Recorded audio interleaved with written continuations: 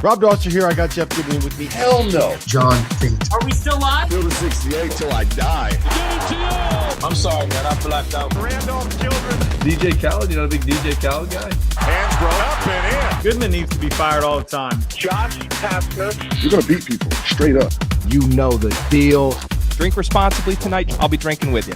Jarrell McNeil. From the bluest of the blue bloods to the smallest of the mid-majors. This is Field of 68 After Dark. All right, welcome. Field of 68 After Dark, kind of early evening edition. Not a lot of great games, but we welcome in the debut of the Hall of Famer to the Field of 68, Jim Boeheim. Jim, thanks for joining us. And I know you're prepping for your big ESPN debut later this week. So hopefully Terrence Oglesby and myself can help get you ready for it. And we're going to discuss plenty of things today, whether FAU is back, whether Kenny Payne makes it through the season, also my top 10 craziest fan bases, and who gets the nod from Jim Boeheim as to his craziest fan base. But first, guys, we got to start with FAU because I think they're back. And they lose to Bryant, and everybody's like, what the hell is going on with this team that returned everything from last year's Final Four squad? But then they go to Orlando down the road for Thanksgiving, and they absolutely dominate. They beat Butler. They beat Texas A&M, a really good Texas A&M team, and then they pound Virginia Tech today to win the ESPN Events Invitational. Are they back, Jim? Like, are you convinced now that that was just one of those games against Bryant that was kind of a blip, and maybe they weren't really focused going into that game because, again, you know, everybody's telling them how good they were in the offseason? You can have a game like that early in the year. Michigan State's done in the past where they lose to somebody you just don't think they possibly could, and then they're in the tournament, they make a run to the Sweet 16 or even Final Four. So, yeah, that can happen. Bryant has got some players. They're not as strong this year as they've been, but they're pretty good. But FAU, when you go do what they did last year and bring all these guys back, and you go down and play in this tournament, Butler's good. I mean, you know, Butler's a pretty good team. Texas A&M, I think, is at least a top 20, top 15 team maybe. And then Virginia Tech's down a little bit. Their front line is not as good as it's been. But to beat them like that, 30-some points, yeah, they're legit. They're there. But, you know, they're one of 30 teams. That's college basketball, the transfer portal, NIL, everything. Everybody's got some players. Everybody's pretty good. There's some teams that nobody thought would get there. They brought in 3 or 4 transfer portal guys, and all of a sudden they're pretty good. And the transfer portal affects everybody. I mean, North Carolina's got, I think, 4 guys from the transfer portal, and they make them deeper and better than they were.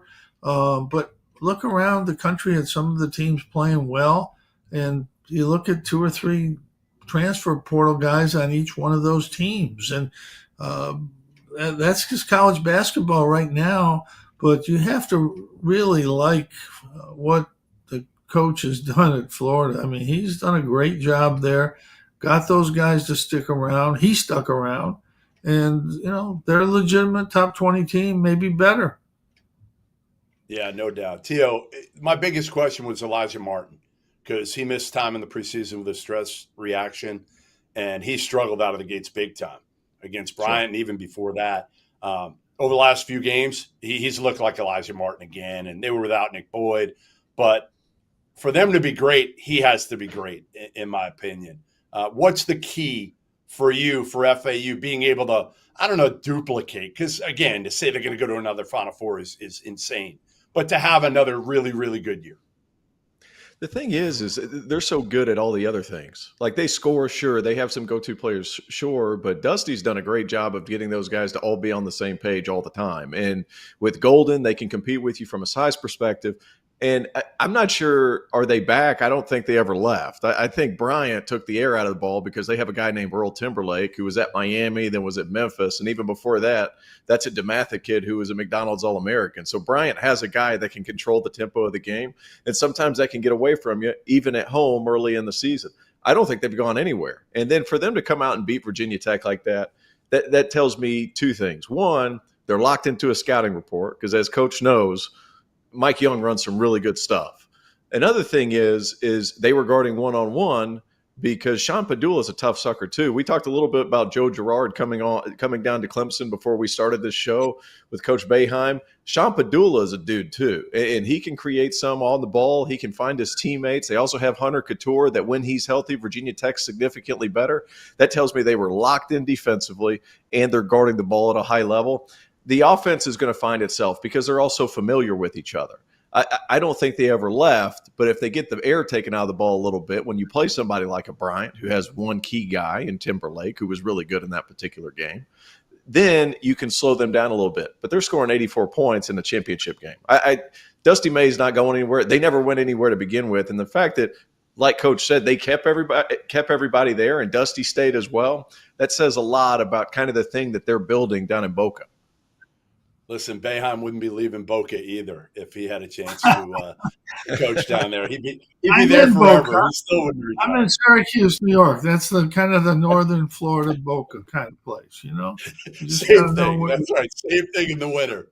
We're actually going, Jim. This week we're doing Field of 68 tip-off in Boca at FAU. There's going to be 3 games. It starts Thursday with FAU against Liberty, who's been awesome. Richie McKay has done an incredible job. They're undefeated there. So that Thursday game is going to be an absolute war down there. Another game that was a war today, believe it or not, was Louisville against New Mexico State. And let me give the background on New Mexico State. Last year, they shut down the program 3/4 of the way through the year because there were serious hazing issues going on down there. So they shut it down. Terrible story. Yeah, I mean, it was disgusting. The things going on in that locker room were disgusting. And so they fired the coach, Greg Heyer, and the new coach, Jason Hooten, came in, and he cleaned house completely. Not one player back from last year's team. So, today they come in, they play Louisville, and their wins were not very good coming in. New Mexico State. They had beaten, I don't know if you've heard of this team, Jim, Sul Ross State in western New Mexico. Those were 2 of the 3 wins for New Mexico State. But they took Louisville to overtime, and they had a chance to win actually in regulation. They were up like 8 points with about a minute and change left. And then here's what I want to know. So they fouled out 6 guys. 6 guys fouled out in New Mexico State, plus their best player was hurt, so he didn't play. They ended the game the last like 20 or so seconds with 4 players. Louisville ends up winning in overtime. Have you ever seen anything like that? Have you ever played a game where either you or the other team in all your years of coaching had 4 guys on the court? I've never seen that. 47 years, I haven't seen that. I remember when Paul Westhead was at LaSalle playing his ultimate fast break offense, he used to play defense with 4 guys and leave 1 guy down the other end of the court. And even once in a while, Paul would put 3 guys on defense and 2 guys down the other end of the court. But I never played a game where the other team just had 4 guys. So what's your take? Well, first of all, T.O., have you ever been a part of this overseas anywhere? No, nothing. I've seen some crazy things too. I've seen a general manager rush the floor, argue with an official, and they didn't kick him out. They just let him go back to his seat, which was odd.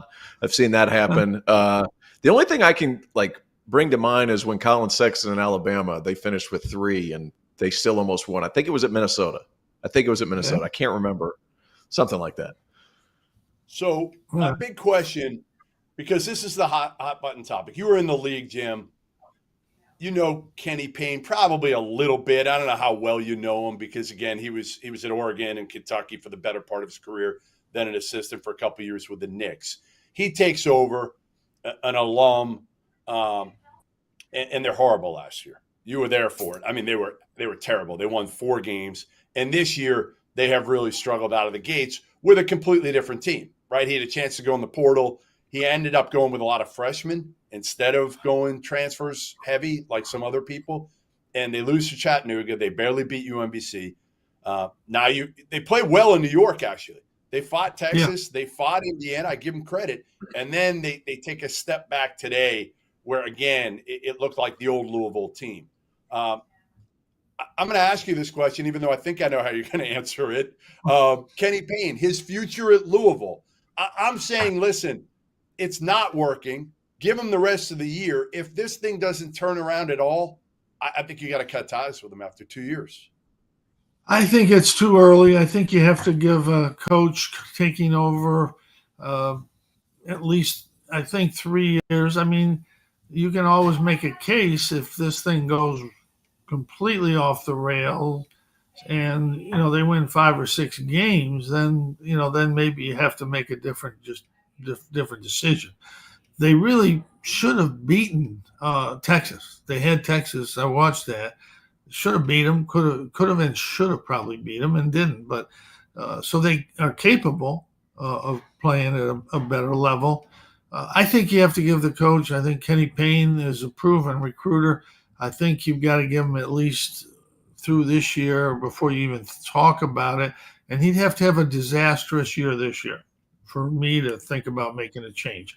If they can get through with some signs of things going the right way, I think you have to give them the third year, and then sometime during that year, make some kind of decision. But I think it's too early to make that kind of call. I've always said that, Jim. I'm with you normally. In almost every circumstance, you know what I say? Give a guy 4 years, because honestly, they need the full 4-year recruiting classes, right? Get 4 of them. But I think in this situation, sometimes you just see things, and I know you saw some effort, at least, over last week in New York. I didn't think you saw it today. I thought New Mexico State just played harder, physical, more emotion, all of it. It just, again, I'm with you. I think you need to finish out the year and evaluate on effort and if this team makes progress, Tio. Where are you on this? You have to see. So go ahead, Tio. I'm sorry. I jumped in. No, go ahead. It's all you, Coach. Go ahead. You got it. No, I think you have to see progress for sure. It's not unusual.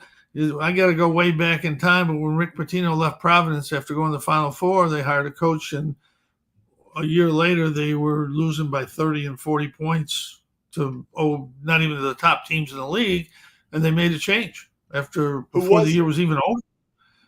It was a coach. Yeah, I remember, but we don't have to bring up coaches now. It's like a trivia question. I want to know who it was. Coach Gordy Chiesa, and he went up to the NBA and did a great job up there with Utah, and it just wasn't a good fit at Providence, and what he tried to do didn't work. And I think sometimes you do make that kind of a move, but I think Kenny Payne is a proven recruiter. I think that they've got some good players. You got to check the progress this year for sure. But in Louisville, they're used to winning. It's not a place that's, going to just sit back and wait. That's, they're a basketball school. That's what they do, even though their football team's good, this year. I don't want to get in trouble like Cal did with Kentucky, but, they're known for basketball. I mean, Denny Crum and Rick Pitino, and going back before that, you can go back even before that. Louisville's been a big-time basketball program. Yeah, I mean, there's gonna be some talk this year if they have to show progress. There's no question about that. Hustle, Coach. They got to get double-digit wins. They have to get double-digit wins. Yeah. I mean, I don't put a number, but they've got to. Yeah, that's not a big number. Yeah, I mean, they've got to even do a little better than that in the sense that you got to watch how they're playing. And they play like they play against Indiana. They play like North Carolina and Duke like that. That's great. That's great signs. But if then you come against one of the lower teams in the league and you lose at home, I mean, that tells you something. But let's be patient. Let's wait it out. Let's wait this year out. Let's see what happens. The only thing that's irritating from the outside looking in, Coach, is the fact that whenever they were as bad as what they were last season, it crushed the metrics of the ACC. And as an ACC guy, a guy who played in the ACC, that to me is really frustrating. And we're going to talk later about the top 10 craziest fan bases according to Jeff Goodman, which I'm pretty sure is who has the strongest Twitter fingers, if we're going to be honest about this top 10 fan base situation. But yes. Louisville, that's a program that's won national championships, multiple. And whenever you're kind of talking about, hey, they had 4 wins last year. Now they got 3 already this year, so kudos to them on that. They're about to match last season already. But like you got Bellarmine coming in. In my mind, Coach, that's a must-win game because Bellarmine's right down the road. Like, you want to be the University of Louisville? Like, Bellarmine's trying to take that from you, especially right now. And they do a good job over there, and they're tough to defend, and you have to be locked in the entire time. I thought last season that's when Louisville started to unravel a little bit because I felt like the players felt like they were getting picked apart in that game because Bellarmine just doesn't dribble. And it's one of the most unique styles of play I've ever seen. And I felt like that was kind of defeating to them. They need to win that game, in my opinion. And then they need to reel off. There has to be 10 to 12 wins because if there's not, then I don't know if there's enough progress for a fan base in Louisville that's going to be like, okay, let's give him one more. That's the thing that scares me about the whole thing. Yeah, that's a good point. No question. All right, another team that has kind of rallied lately. They lost to Texas A&M earlier in the season. Second game of the year at home in Columbus, Ohio State. They went down to Florida, Emerald Classic, and put 92 on Alabama, and then crushed Santa Clara. Good Santa Clara team that, Jim, the coach over there. He can coach. Yeah. Herb said. Yeah. Yes, sir. Bruce Thornton was terrific. Played like one of the better point guards in the country, and he's underrated and goes from freshman to sophomore year, and he has to take a step up now. And then Roddy Gale, talented, was really good in the Big Ten tournament last year, didn't get a lot of run as a freshman during the regular season. He had 23 against Bama. It was Jamison Battle, the Minnesota transfer, that had a good game against Santa Clara, kind of led him. But to me, this is kind of a different team in that they've got a lot of guys who can hurt you, and they're not quite as young, not quite as reliant on freshmen as I think they were last year. How hard is it these days, Jim, to have these freshmen going up against some of these 23, 24-year-olds that have gotten the extra COVID year? Well, there's no question it's a huge factor. That's how these transfer portal guys have really helped and boosted some teams, giving them that experience. And you're trying to build with freshmen and sophomores. It's hard to beat those guys. The thing with Ohio State, and there's two things. Rodney Gale hardly played last year. He's from our area, good high school player. I don't think he averaged 6 points a game last year at Ohio State. He stuck it out, worked hard, and he's probably averaging 20 points a game this year, which is a great example for guys to take a look at. And when you're not playing a lot as a freshman, just stick it out, work hard your next year. I'm not against transfers, but Rodney Gale's a perfect example of a guy that stuck it out and now is having a great start to his sophomore year. The other thing at Ohio State is you just look at the coach. The coach is good. He's one of the good coaches in the country. He wins. He's going to win. Yes. He's won with all different kinds of players. He won at Butler. He's winning here. He's a tremendous basketball coach. So you have to take those things into consideration when you look at Ohio State. And, Texas A&M's good. Anybody can lose to them. Buzz Williams he's one of my favorite people. He's different than everybody else. And sometimes that's good to be different than everybody else. For the first 10 times I got near Buzz Williams, he walked up to me and says, I'm Buzz Williams, coach. Nice to meet you. And I said, Buzz, okay. I know who you are. He is different. He is unique, no doubt. They're in a dogfight right now, actually. Texas A&M playing Iowa State. It's 52-51 with about at the under 8 timeout in the consolation game down there in Florida, right? Another good coach at Iowa State. That's the thing that I think the media gets wrong. There's a lot of good coaches. A lot of really good coaches.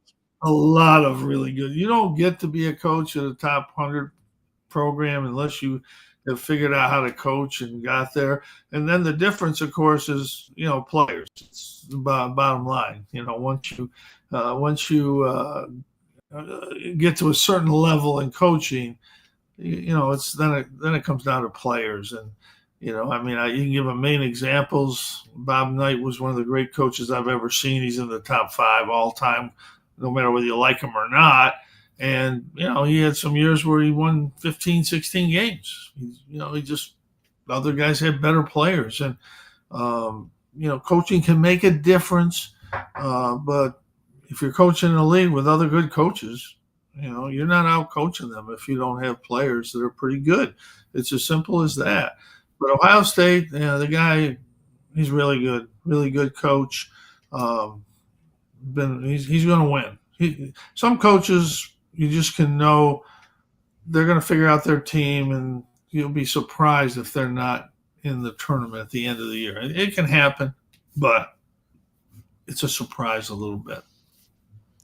Jeff, I think it helps because I'm a massive Holtman fan as well. I think he's a really good coach. They were a little down last year, but I think you brought up Bruce Thornton. That's a great point. I mean, you got a point guard who's absolutely solid. He's 6'2", 220 pounds. He could be playing outside linebacker for Ohio State, for God's sake. And you have that steadying force for the rest of that team that has talent. And now that Bryce Sensabaugh's gone, he's with the Utah Jazz now, you have other guys that can take that step forward. Roddy Gale's been the beneficiary of that. That's a huge piece. And then you look at, in my mind, I really liked Jamison Battle when he was at Minnesota.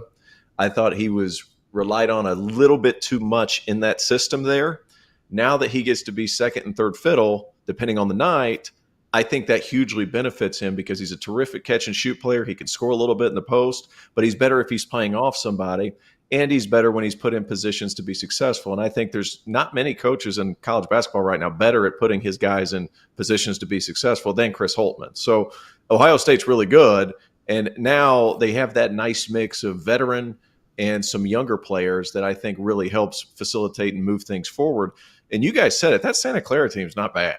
I mean, they've got the Cafaro kid that transferred over from Virginia, Adama Ball. I believe he was at Arizona. Correct me if I'm wrong there, Jeff. He was at Arizona.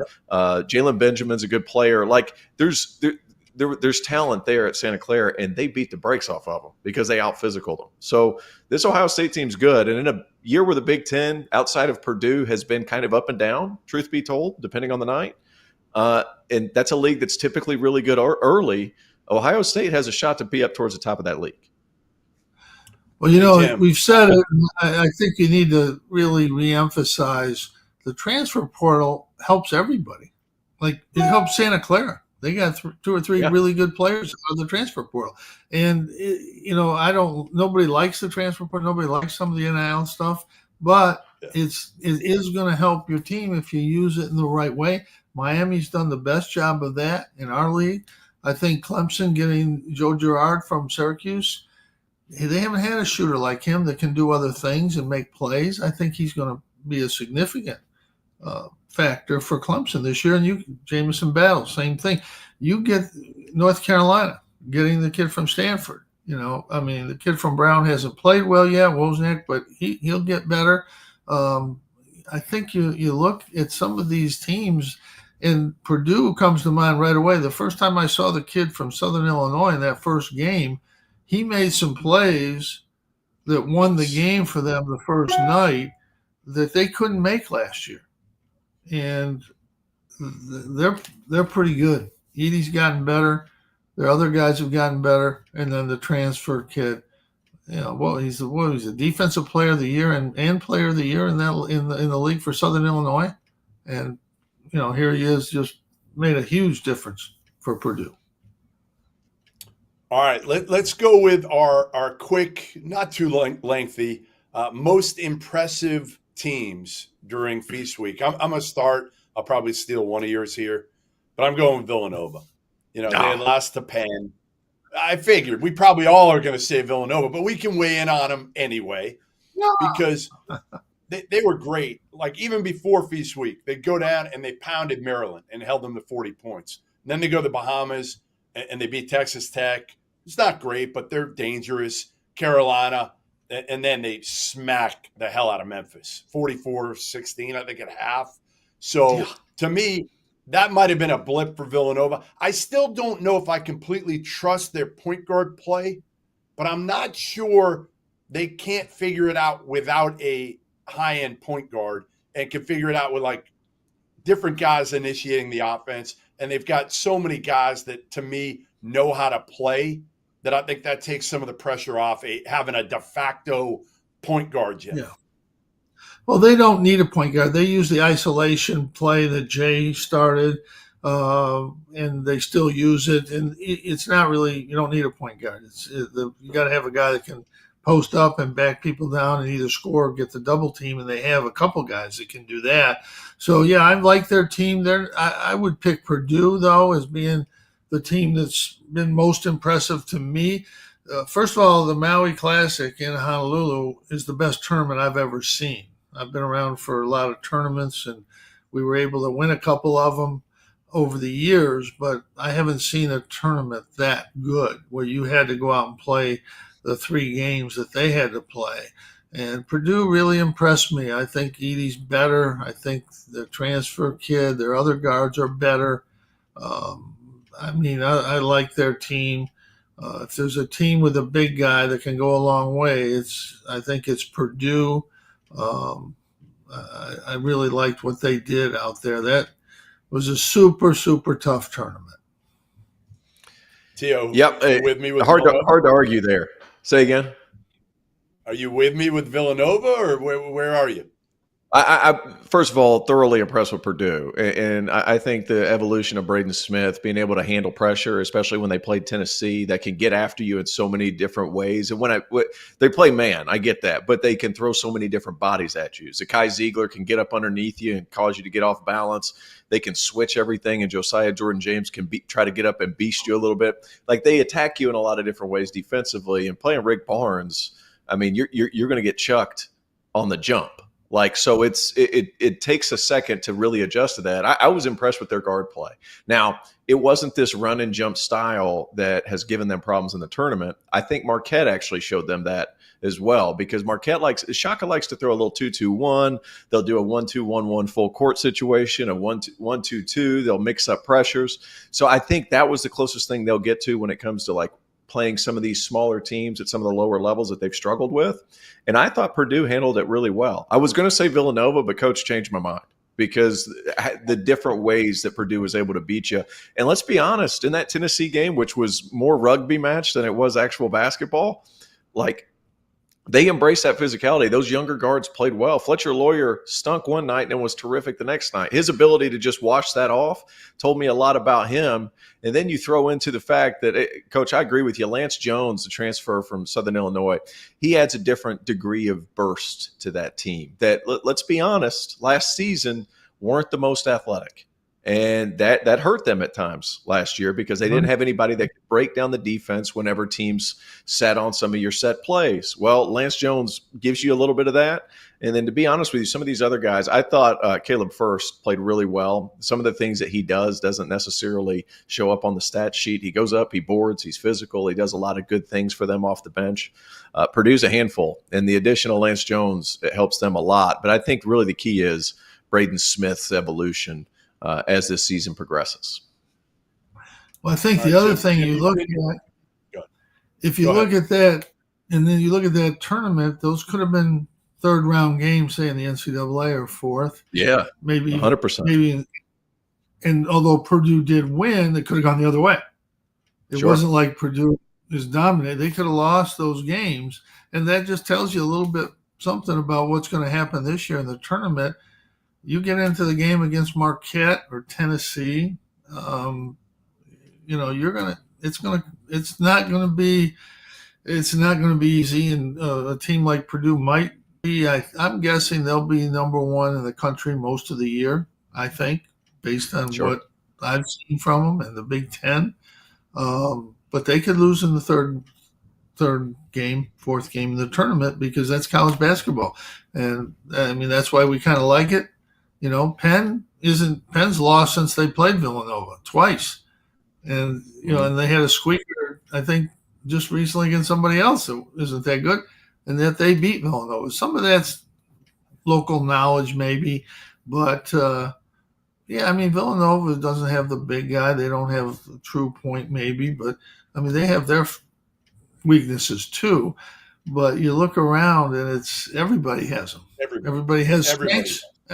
I thought Texas was really, really good, and they should have lost to Louisville.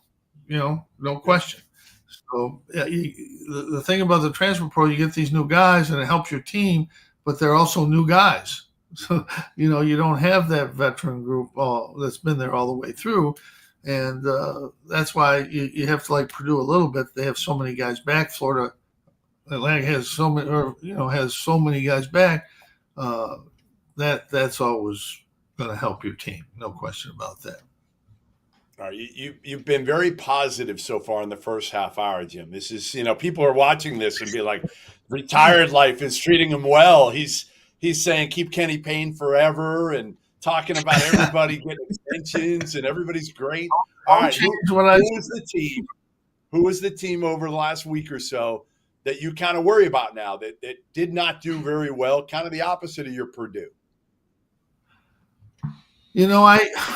It's so early. I'm trying not to even make a judgment early. I'm a little surprised that Rick hasn't got St. John's playing a little higher level, but when you kind of look at it, they have all new guys. They just got a really good player back from injury. So I think I still love St. John's. I think they're going to get there without any question. I'm not surprised that Michigan State gets off to a slower start. That's Tom Izzo was traditionally taken a little while to get his team where it will get to, and his team will get there. So it's a little early to start to talk about a team that's not there yet. Arkansas wasn't very impressive in the games I've seen from them. They've got a lot of new guys, and it's not that easy to just turn it like that when you have 6-7 new guys. I give those coaches a lot of credit that can do that and bring so many guys in, and you can do it because you have the summer now. It's a little bit easier to get your team ready because you have the summer and the September-October period before you get to play. But, Arkansas has been, I think they'll get going. They've got good players, but certainly they haven't gotten off to a great start. I'm sure that Coach Musselman would agree with that. T.O.? I'm going with a team that I think is going to figure it out, and I'm going to stay glass half full here. But I thought Virginia losing badly to Wisconsin and then barely beating an undermanned West Virginia team that's reeling after all that happened in the offseason.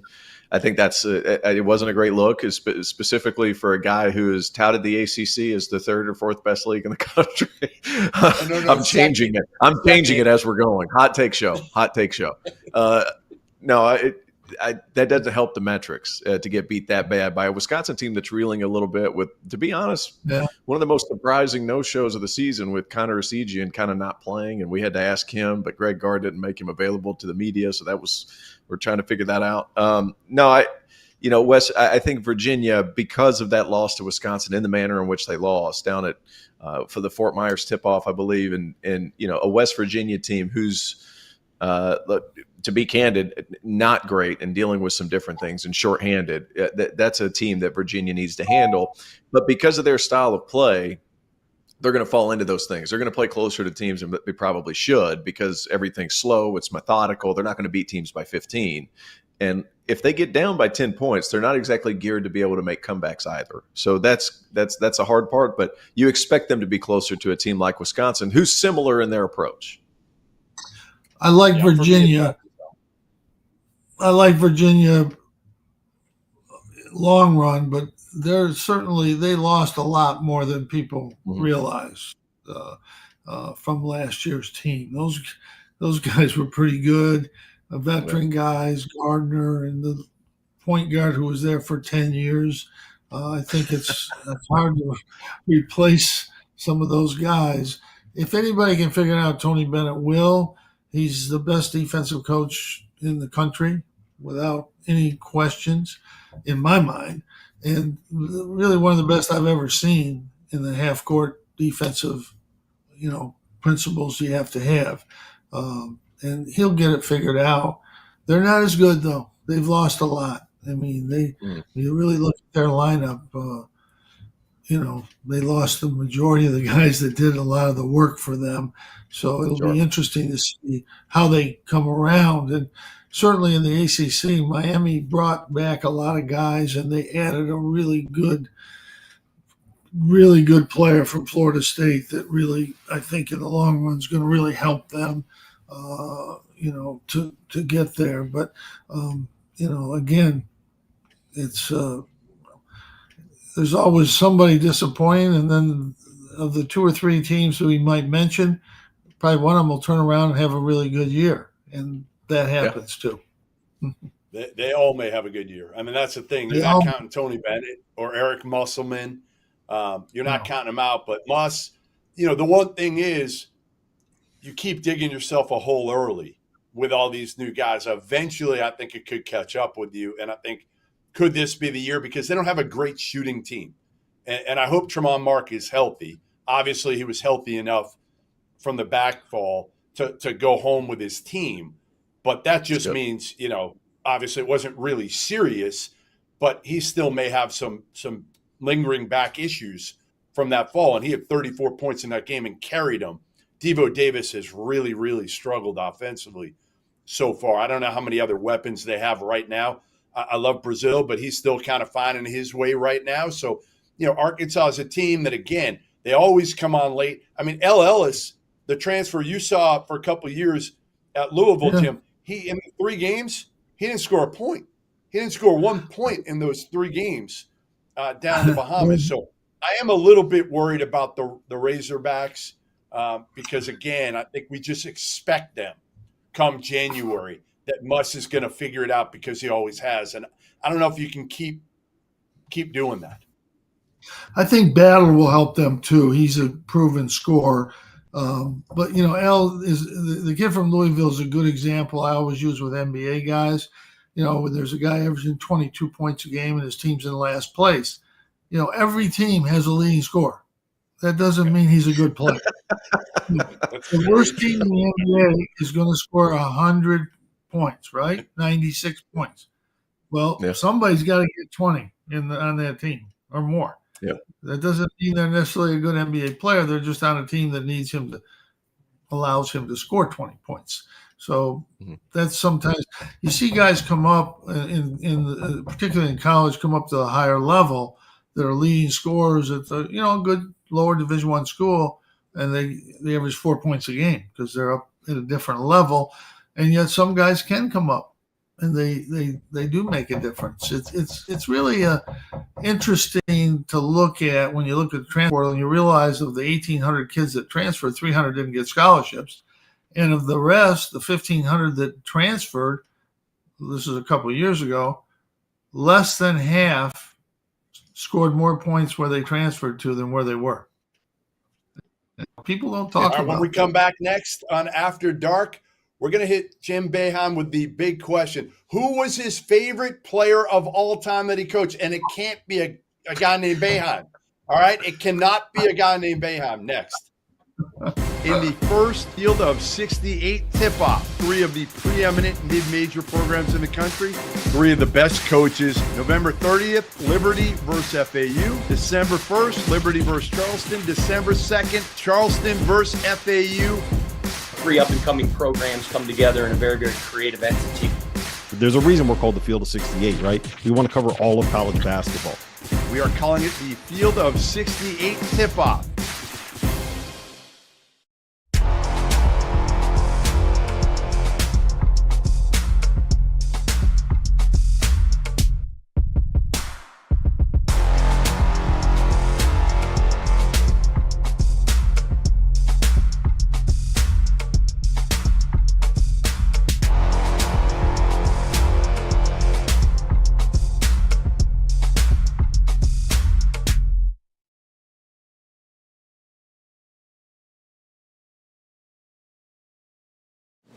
Jim, how important is having kind of that leader right now when you're going through this stretch and having a guy that can kind of step forward and be that guy to take over?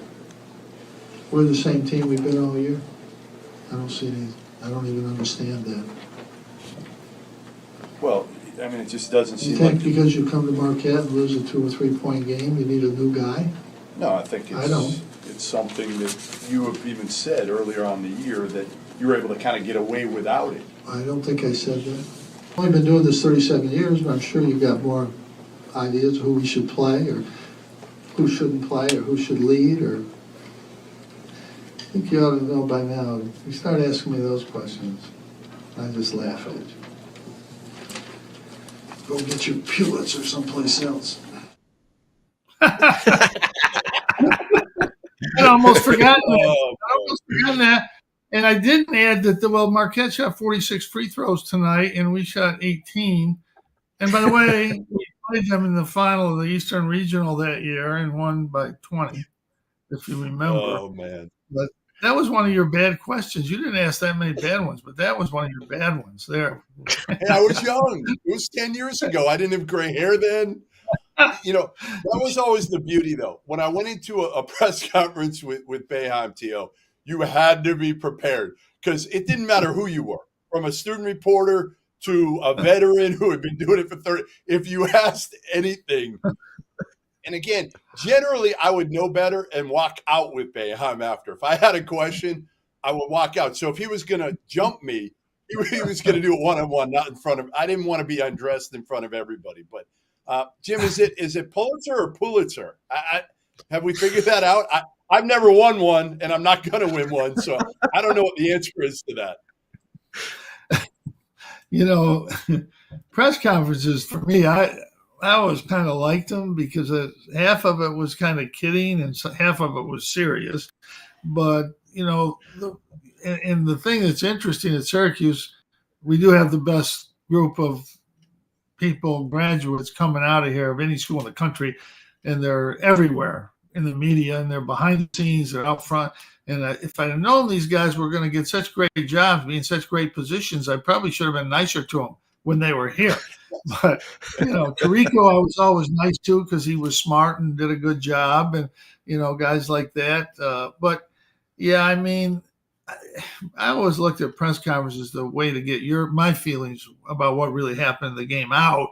And the only time I really got mad is when somebody asked me the question I just answered. You know, I already answered. They just answered that question. But I've had 20 guys that went to school here that are out in the world doing radio, NBA, college, and they all said the same thing. You know, Coach, I knew I had to get ready for your press conference, and if I wasn't, it was going to hurt me, and that helped me. And so I guess I'm going to take that as a positive overall. That I helped them. I've heard that a lot too, Coach. I've now that I'm working with some different personalities over at ESPN, and I've done games with some of these guys who are Syracuse grads. Are like, hey, you better bring your lunch pail when Boeheim's up there, because if you don't, my man's going to get you.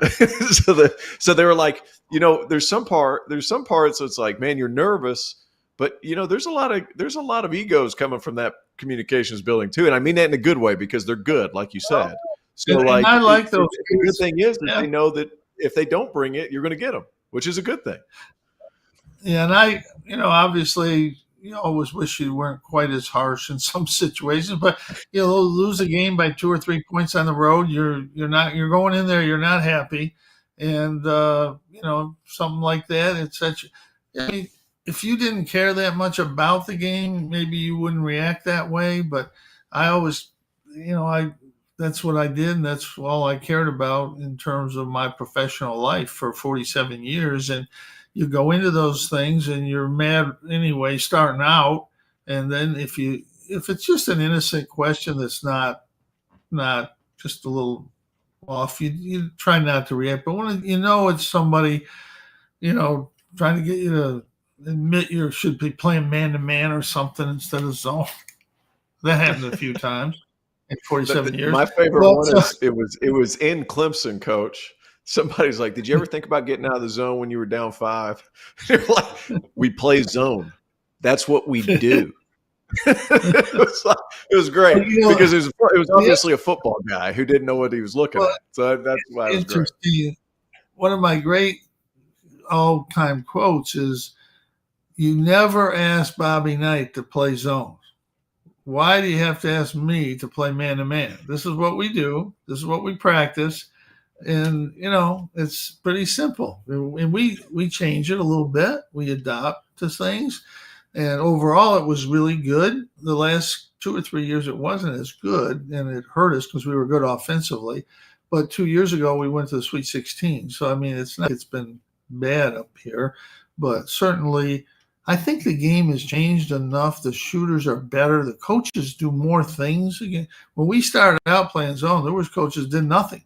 Literally, pretty good coaches did nothing against the zone. They literally spent all their time on their man-to-man offense, and when they got to see the zone, they didn't have many options. Now coaches are a little bit better in terms of that, and there's better shooters. There's no question about that.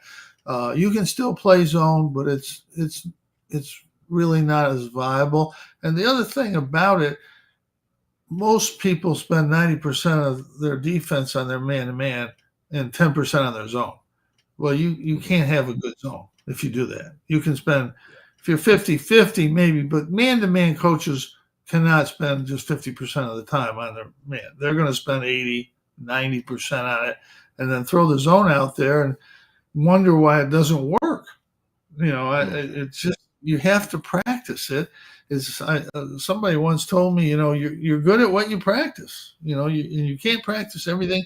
The only guy that was good at zone and man-to-man was John Thompson at Georgetown, and he spent 5 hours of practice every day.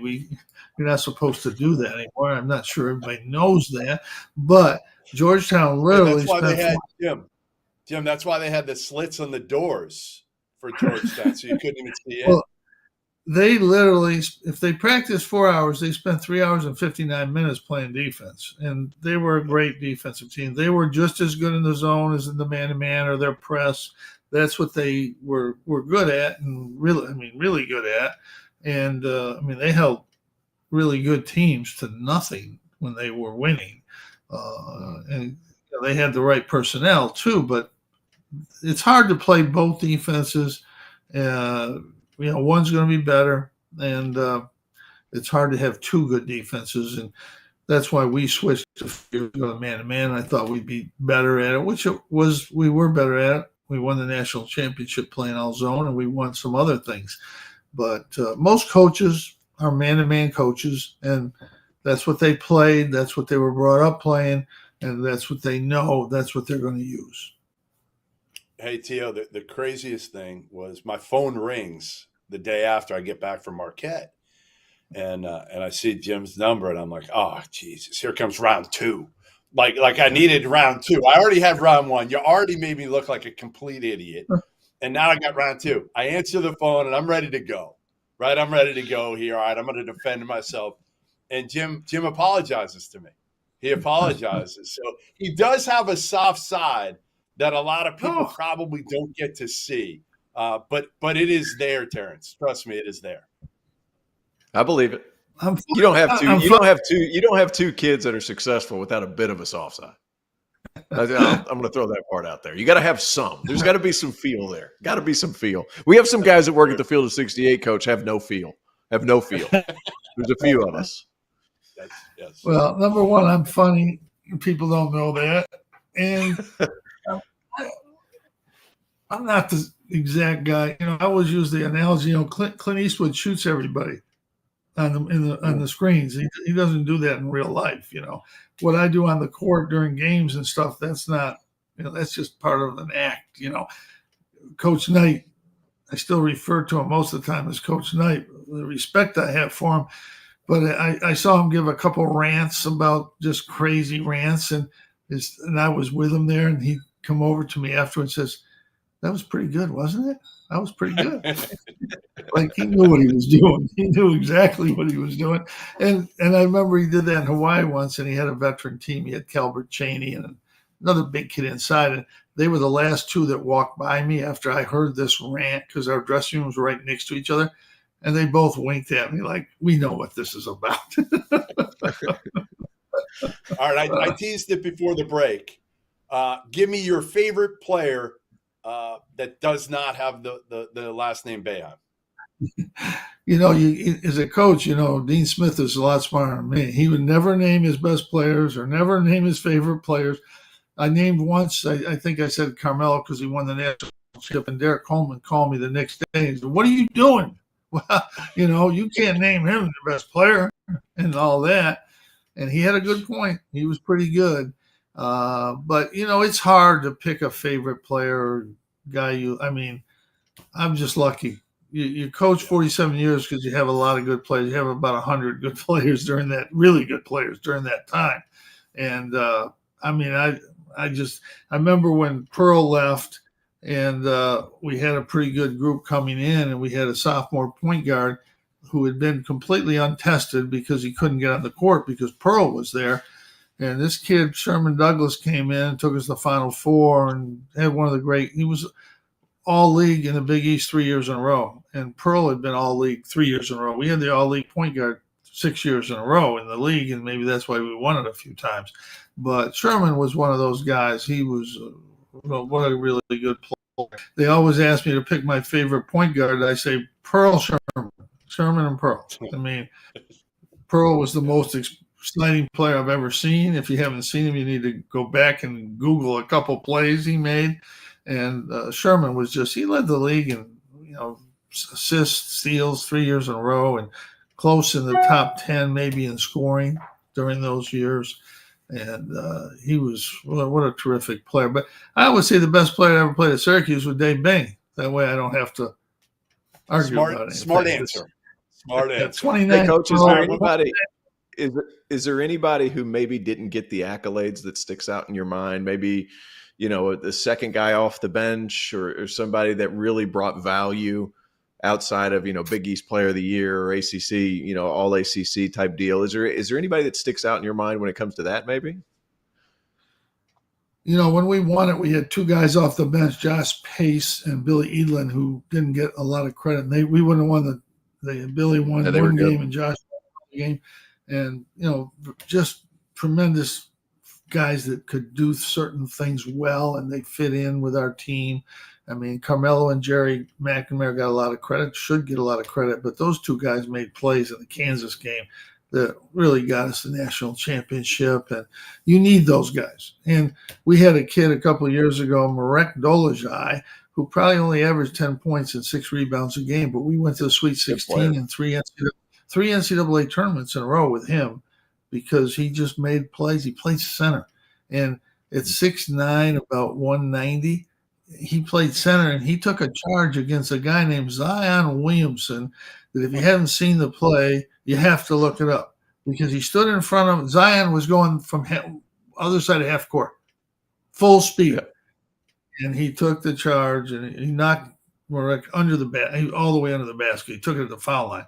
And, we win that game by a point at the end, or a couple points at the end. But not many guys will step in front of Zion in the game of basketball. And I don't know of anybody that would. So he was nobody a guy on this show. He just did things that were, little things, just little passes, little blockouts, little rebounds, just that were amazing. And I remember when he came here, we took him almost sight unseen because we needed a guy, and somebody had left early at the end of the year. And I said, let's take this guy. He didn't have any. We saw 2 minutes of tape, and he came in, and my sons played with him and said, "Dad, this guy's never playing here." That was like on a visit. I couldn't watch him.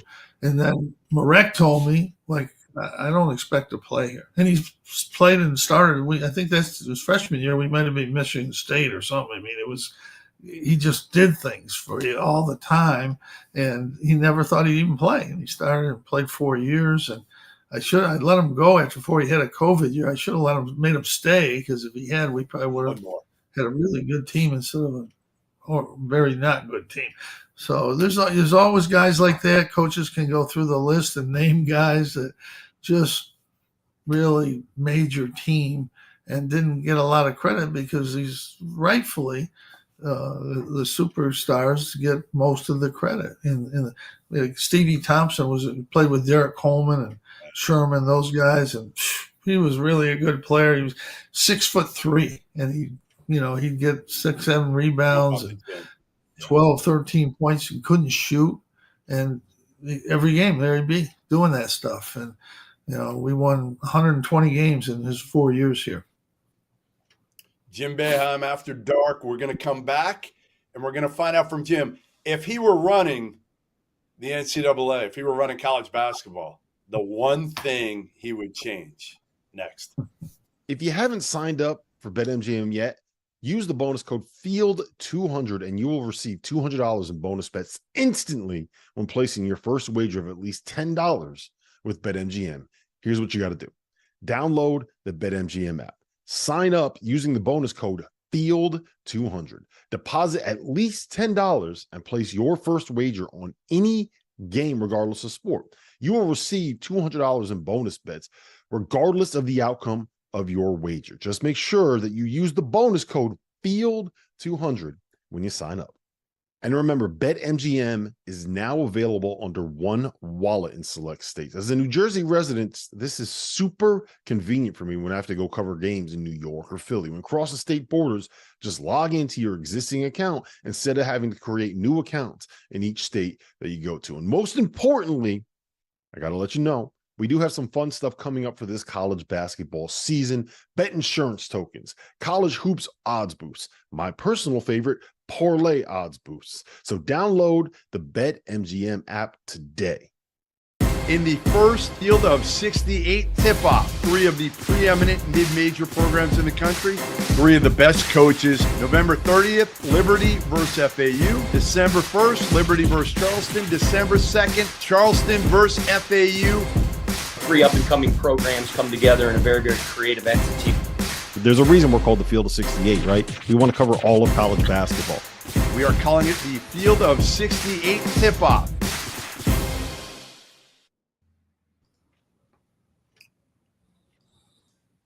All right, Jeff Goodman here with Jim Boeheim, Terrence Oglesby, Field of 68 After Dark. And before we ask Jim the one thing he would change if he were running the NCAA, hey, Jim, so you have 1,116 wins, all right?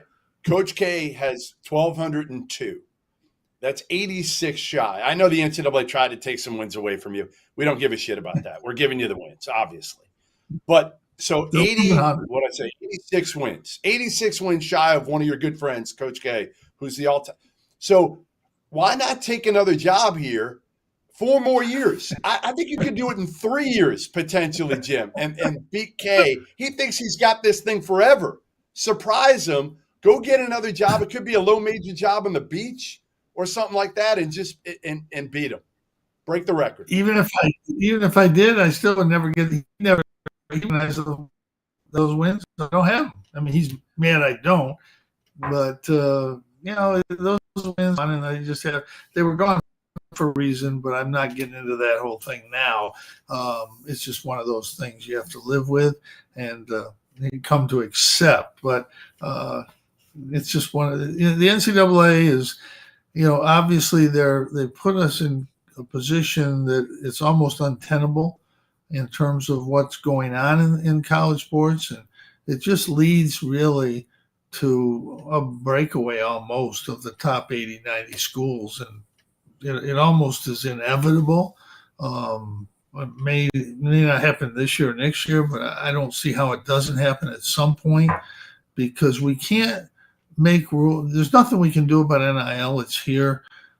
There's nothing we can do about transfer right away and play right away. That's here to stay. And there's just not much that can be done in terms of changing those things. We have to adapt to them as best we can and move on. So it's hard to really even talk about the NCAA right now, because there's just nothing really that they've been able to do over the last few years, or that I see they can do. If I was in charge of the NCAA, I wouldn't know what to do, because there's nothing that you can do right now. The one thing I would say about the game, I think we should move to the 24-second clock, because that's where the world is. That's where everybody, my son's playing overseas, my other son's playing the G League, the NBA, all the world is playing on a 24-second clock. And I'm tired of hearing coaches say, well, we need the time to get a shot. The longest teams, like Virginia was the longest team a few years ago, and they got a shot in 17 seconds. Most teams get a shot in 12, 14 seconds or less.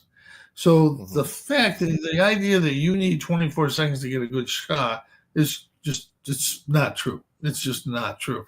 And I think the game would be better. You know, everybody talks about not scoring enough and not doing this. You get more possessions, you're going to score more points. You play a little faster, you'll score more points. I think this is a coaching myth that we need 30 seconds or 35 seconds or whatever. So I would change that. That's the big thing to change. I would probably widen the lane. I'd probably think about moving the 3-point line back a hair. I never really liked it. I think 4 quarters. 4 quarters, Jim. I never liked the 4 quarters. I never was explained to me where I would like it. I kind of guess I really never liked it. I mean, that's something a lot of people do talk about, but I was always confused by the fouls. You could go right to the borderline, then not foul, and then the borderline again, not foul. Whereas the old system, you'd be in the 1-on-1. So I don't know. I think it's, you know, the 24-second clock's one I would just easily change. And then the other one is our game. They talk about it all the time, but our game is too physical, and the NBA is less physical. You know, I think they have to empower the refs, call the fouls. Just they tell them to do it, but as the season goes along, it kind of gets lost, and there's just more physical play than I think there should be, that I would like to see. But the 24-second clock is the main one. The points of emphasis are the points of emphasis until January, and then it's just right back to, and then it's just right back to where it was. I had a great official, one of the best I've ever had. Jimmy Burr and John Cal worked in our league to me. They were 3 of the best I've ever had. And they called a foul in the non-conference, and one of my players was standing right there, and I was there. And he says, all right, we will call that now. See, we get in the conference, we're not calling it. We're calling it right now, you know. And the Big East was really too physical back then. It's better now. But it was, you know, we had a couple refs that worked our league and worked the ACC, and they said there's nothing comparison. This league, Patrick and all those guys were in the league. It was a battle for survival out there. Coach, what's your take? What's your take on this new charge rule, where 95 to 97% of these block charge calls are now blocks? My thing was, well, I kind of like the charge call because it gives a little power to the little guy, because I'd get switched off in the post. That was my only thing I had. So that's one thing. So that was a go-to for me. But the other thing is, I thought instead of having the charge circle that close, you move that out 2 feet, you can still call it the same way, because they're trying to get the first step on the 1-2 to a layup. They're trying to get you to that first step. If you move that charge circle out, you knock out that problem, because then guys aren't taking off outside the charge circle. Does that make sense? Well, you're not going to like me at all. I think everything should be blocked. Everyone. Yeah. Take it out of the game. That's a guy that coming over that's not going to play defense. He's just coming over and stand there. So I say you're trying to make a play for it, or it's just a block. I mean, I know we've had success taking charge. I understand that part, but I just think you're not making a basketball play. You're coming over there and standing in front of somebody who's trying to make a good play. In the NBA, for a long time, they would not give you a call on that. They would call a block all the time. Now they've changed a little bit, but I hate that play. I mean, first of all, it's a hard play to get right. Mm-hmm. And second of all, it's not defense. It's coming over and standing there. And so I would really like to see it out of the game. You're right. Maybe that's why you lost the jacket at Cameron, wasn't it? Yeah, that was the reason. The real story behind it was they just called the play on the other end 2 minutes earlier when we had better position. They called it a block, and so there was no way I could let that one go down there that we were on a 19-game winning streak or something. I don't know. Or maybe I don't know what it was. But anyway, I just couldn't let that one go. And, the thing is, everybody remembers that play. So I guess when you do something crazy, they do remember you for it, whether it's good. I'm not sure whether it's good or bad, but they remember you for that play. Yeah. All right, we're going to let's unveil the craziest fan bases. All right, I put it together earlier today. I did it. I've done it for a couple of years, and I really haven't updated it in a while. And honestly, I didn't have UConn in there, and that's what made me change it. UConn is going out of their minds because I have them ranked like 6th behind Duke. So they're out of their minds on Twitter. Now, part of this craziest fan bases is on Twitter as well, Jim. So it's not purely in person, but I will tell you, I know you're looking at this and being like, how the hell is Texas Tech that high? They're nuts. You've probably never been to Lubbock. Those fans are out of their effing minds, out of their minds in every way. I mean, I was there a couple of years ago when Chris Beard went back there when he was at Texas. And the only thing that might rival it is Ed Cooley going to Providence on, I think it's January 27th this year. That might be close. That'll be close. I'll tell you, it's funny. Yeah. It's because if you look at just in-person places, we played at Arkansas, and it was a good place to play, but they had a good team. We had a real good team. We won.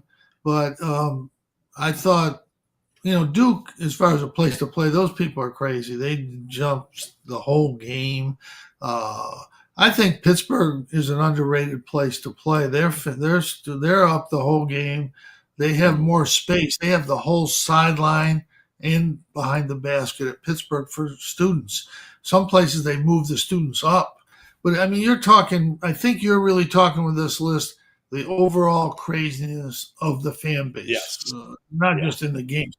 And Kentucky is number one. I mean, I've been to Kentucky. Every time I go to Kentucky, wherever you are, you can be in a dark room someplace with 4 people in it, and the 3 of them are going to come over and talk to you about basketball. This is the way it is. And there's no place like Kentucky in terms of fan-based basketball. This is what we are. This is all we are. This is what we live and breathe. They're one, and there's nobody behind them. Connecticut has a great fan base. They really do. They always have. And when Jim Calhoun took that job, one thing Bill Guthridge always said: the most important thing when you take a job is the fan base. Number one, not recruiting, not money. And think about it. When Jim Calhoun went the year before, we played at Connecticut. They were mediocre, below 500, and the Hartford Civic Center was sold out. Sold out. So that's what you need. You need that base, and that's crucial. Did you have it when you took over at Syracuse? What was it like? The fan base? We were sold out because we had a 9,000 seat building, Manley Fieldhouse, which I never wanted to leave because we were sold out there. And we won our first 56 straight games in there before we gave one away. And John Thompson became famous, or more famous anyway. But, the Dome turned out to be a good place for us. But we had a great place. And we had great fans. We have great fans. We go to play at Georgetown. We have more Syracuse people there than Georgetown does normally. So same in New York, same in Boston. So we have great fans. And that's super important. And all your schools, have great fans. Kansas, without question, would be high up there for me in terms of their fans and their fan base. But you've got a good list there. That's a pretty strong list. Toughest Duke's one of the toughest places. Hey, Providence fans are nuts on Twiter. Yeah, they're Providence fans are insane. They used to get on me there from the first time I walked out. Even before, I think they were yelling at me before I got out there. They knew I was coming out. They were yelling at me, and luckily we won a lot there, so I didn't mind it much. But it's not a nice little Catholic school there. I mean, they're quick story about Duke. You referenced Duke. I said something stupid in my freshman year. They're like, "Is it going to bother you, all the Cameron crazies and the noise?" And I was like, "No, it's just noise. It's not going to bother me. They're not on the floor. It doesn't matter." Coach, Jeff, these dudes cooked me. And here's the thing.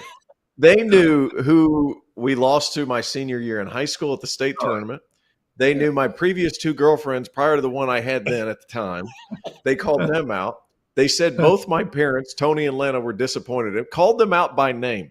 And here's the thing. In the front row, there's a girl named Madison Burke, who I went to middle school with. She gave them all the information. It's your own people. It's your own people. It's unbelievable. They knew everything. They knew my high school coach's name, where I went to middle school. They knew everything because I said it wasn't a big deal.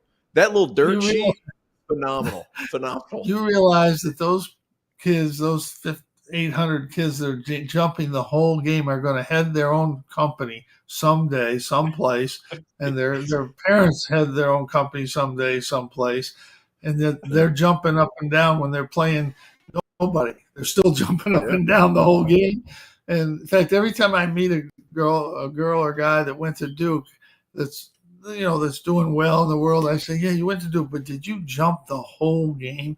And they've all told me no. They may be lying, but they've all said, "No, I didn't do that." So one girl heads up $1 billion company. And I asked her, I said, "Really, did you?" "No, I didn't do that." I said, All right. All the med students. Yeah, they are. They're elite. I was just there about a week and a half ago, and I learned a lesson. They've calmed down. You can't even get in. You can't even get in when you sit media wise. You got to hop the table.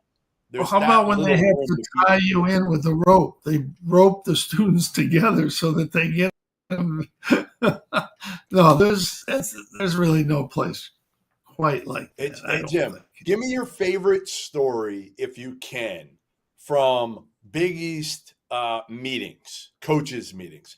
There had to be a great untold story with all you guys there, and there were a lot of big personalities in those meetings. I can't even repeat even part of the things that were said there. But John talked so much. He always said the weather was bad, even though it was 90 degrees and sunshine everywhere. And he didn't like to come to the meetings, but he'd come once in a while. And, he was there one year with me, Roley, of course, Louis Conaseca, PJ, Carlos Moore, Rick Pitino, Williams, Jim Calhoun. So you got about 6 guys in the Basketball Hall of Fame, and you got about 8 guys that are crazy right there.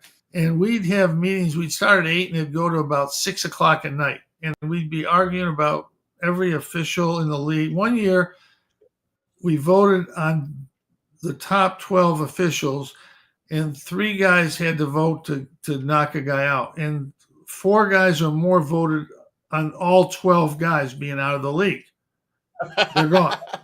And I remember saying, and Lou kind of said, "Well, who's going to ref? We just voted out the top 12 refs."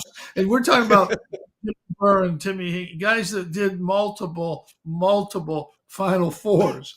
And we don't like that. We don't.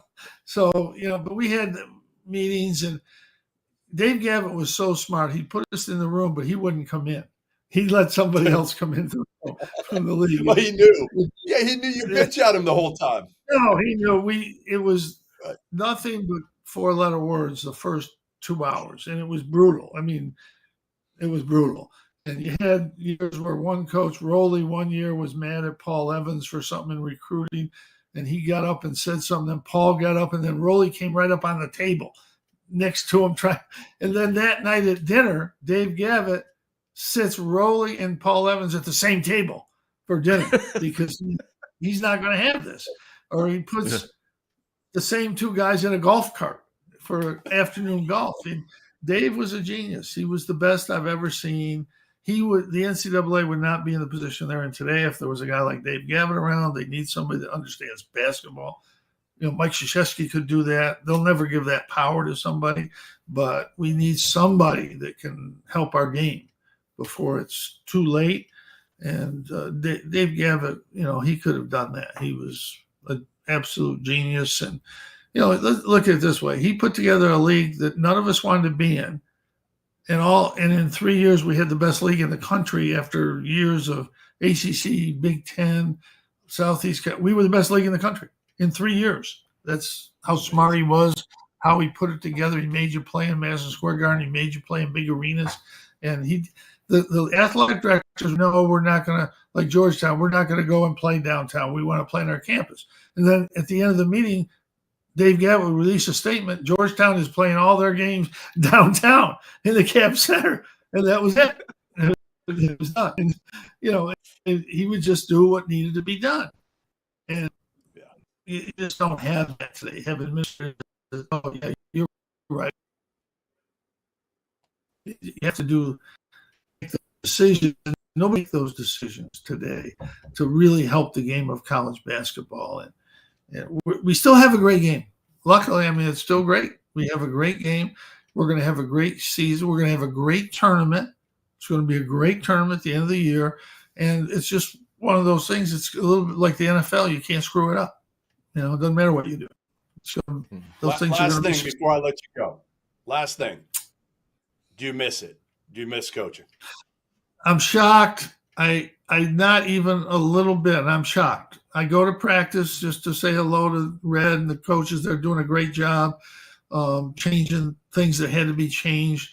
But after about 20 minutes in practice, I'm going like, boy, I'm glad I can go home right now. And I'm surprised. But I think I stayed long enough to not have that regret. I talked to a lot of coaches, including Dean Smith, including a lot of guys that said, we left a little too soon. We should have stayed a little longer. And I listened to that, and I stayed long enough. I'm not going to say it was too long or not long enough or whatever, but I'm surprised. I'm happy to still talk about the game. I hope to do some games because I love the game, be involved in the game a little bit, but I really don't miss it. I guess if you do something for 47 years, I think you're entitled not to miss it at that point in time. That's a long time. Well, listen, we appreciate you coming by. We hope you'll do it again. I know you're doing some ESPN stuff, and you'll start this week with the Worldwide Leader. But we'll have you back anytime. It was great to have you. Field of 68 After Dark. Jim Boeheim, the Hall of Famer. Terrence Oglesby. I appreciate it, and thanks for I got just enough money for this to have dinner with my wife tomorrow night. Maybe. I'm not sure. Absolutely. Hey, the check's in the mail. I'm on a budget now. We'll see you.